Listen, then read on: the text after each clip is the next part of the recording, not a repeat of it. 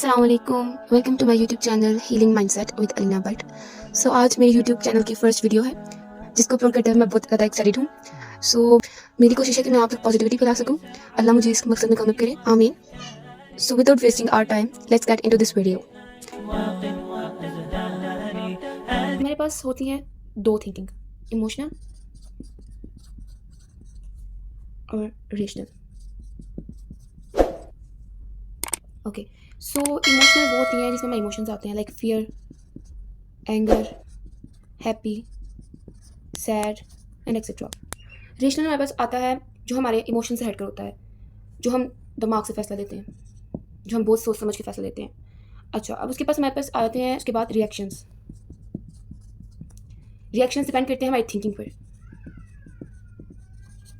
Okay, अब अगर हम इमोशनल थिंकिंग करते हैं तो हमारे पास क्या रिएक्शन आता है, और अगर हम रेशनल थिंकिंग करते हैं तो हमारे पास क्या रिएक्शन आते हैं। हम इसकी तरफ चलते हैं। सो हमारे पास दो तरह के रिएक्शंस आ जाते हैं, रिएक्टिव एंड प्रोएक्टिव। अब हम देखते हैं रिएक्टिव क्या है और प्रोएक्टिव क्या है।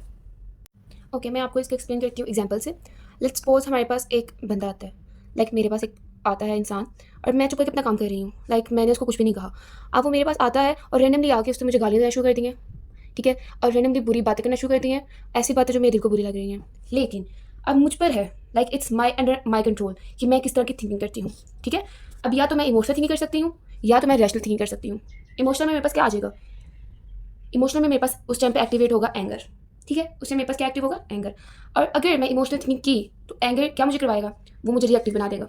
मेरा रिएक्शन क्या हो जाएगा, रिएक्टिव। लाइक मैं उठूंगी और मैं उल्टा उसे बातें सुनाना शुरू कर दूंगी, वही बातें जो उसने मुझे जिससे मैं दिल दुखाया वही बातें मैं उसे कहना शुरू कर दूंगी। तो ये क्या हो जाएगा, रिएक्टिव।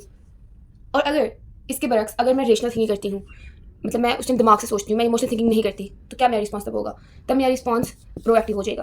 प्रोएक्टिव क्या हो जाएगा, लाइक मैं सोचूंगी अलीना कि ये इंसान तुम इसको नहीं जानती, हु इज़ ही या हु इज़ शी, तुम इसे नहीं जानती, वो मैं जाने, तुम्हें उसे कोई परवाह नहीं चाहिए, तुम उसे नहीं जानती, लाइक तुम्हारा कोई रिश्ता है, मैं क्यों अपनी एनर्जी उस पर ज़ाया करूँ, मैं क्यों इतना फजूल सोचूँ, मैं क्यों अपना एंगर एक्टिवेट करूँ, और मैं क्यों रिएक्टिव बनूँ। मैं प्रोएक्टिव भी तो बन सकती हूँ ना।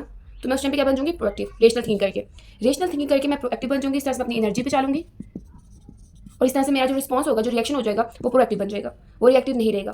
और इस तरह से क्या फ़ायदा मुझे होगा, मैं अपनी एनर्जी बचा लूँगी, मैं नेगेटिविटी से बच जाऊँगी, और लाइक मैं बाद में स्ट्रॉन्ग फील करूँगी कि मैंने अपनी इमोशंस को कंट्रोल किया। ओके, हम इसको इस्लामिकली जोड़ते हैं। इस्लाम भी हमें यही कहता है कि आपने बुरे का जवाब अच्छे से देना है, ठीक है, ये तो आपको पता है ना, इस्लाम में यही कहता है। उसके बाद हम इसको मज़ीद मैं आपको एक्सप्लेन करती हूँ। सूरह अल फुरकान में अल्लाह मियाँ में क्या कहते हैं, और अल्लाह के बंदे वो हैं जो ज़मीन पर नरमी से चलते हैं, और जब नादान लोग उन्हें तकलीफ़ दें तो वो सलाम कहते हैं।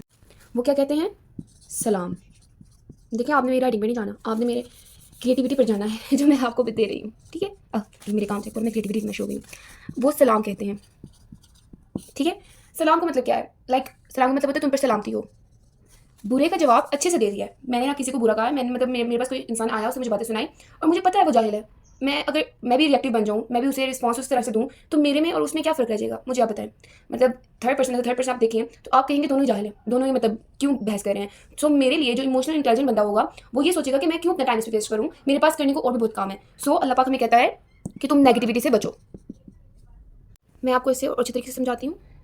इसके बाद सूरह अल बकरा में अल्लाह हमें क्या कहते हैं, अल्लाह को क्या पसंद है सबसे ज़्यादा, सब्र करने वाली। अल्लाह मियाँ को सब्र बहुत पसंद है।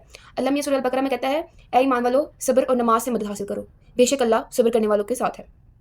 तो अल्लाह मियाँ हमें क्या कह रहे हैं बार बार कि सब्र करना है। सब्र क्या है, सब्र यही है कि आपके पास पावर है, उसके पावर के बावजूद आप पावर इस्तेमाल नहीं करें और अपनी एनर्जी ज़ाया नहीं करें, और अल्लाह के बंदों को नुकसान नहीं पहुंचा रहे, उस बात पर, उसकी उन बातों पर जो आपको दिल आज़ारी कर रही हैं, आपके दिल को तंग कर रही हैं, आप उन पर सब्र कर रहे हो। क्योंकि अल्लाह पाक भी कुरान पाक में बार बार कहता है कि वो जानता है कि इनकी बातों से तुम्हारा दिल तंग हो रहा है, लेकिन हमें क्या करना है, हमें सब्र करना है, और अल्लाह के जिक्र में हमने मसरूफ़ हो जाना है, ठीक है। मैं मकसद आपको चीज़ें एक्सप्लेन करना है साइंटिफिकली और इस्लामिकली। मैं बहुत कोशिश करूँगी कि आपको मैं हर तरह से चीज़ें समझा सकूँ जितना मैं समझा सकती हूँ। सूर्य हमारे पास है, सूर्य अनफॉल, उसमें अल्लाह हमें क्या कहता है, अल्लाह ताला कहता है सब्र करो, बेशक अल्लाह सब्र करने वालों के साथ है।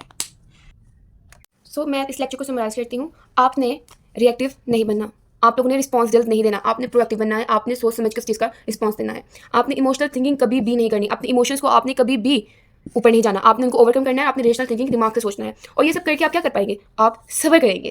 लाइक आप सोचिए, आप अल्लाह ताला का हुक्म मानेंगे तो अल्लाह ताला क्या कहता है कि मैं सब्र करने वालों के साथ हूँ, तो आप लोगों ने सब्र करना है। सो आज के लेक्चर में हम यहीं पर खत्म करते हैं। मुझे उम्मीद है कि आप लोग को समझ आ गई होगी, लेकिन फिर भी अगर आपको समझ नहीं आई तो आप कमेंट सेक्शन में मुझसे पूछ सकते हैं। मैं इंशाल्लाह मुझे जितना हो सके मैं आपकी मदद करूँगी। अल्लाह हाफिज़, आज के लिए इतना ही।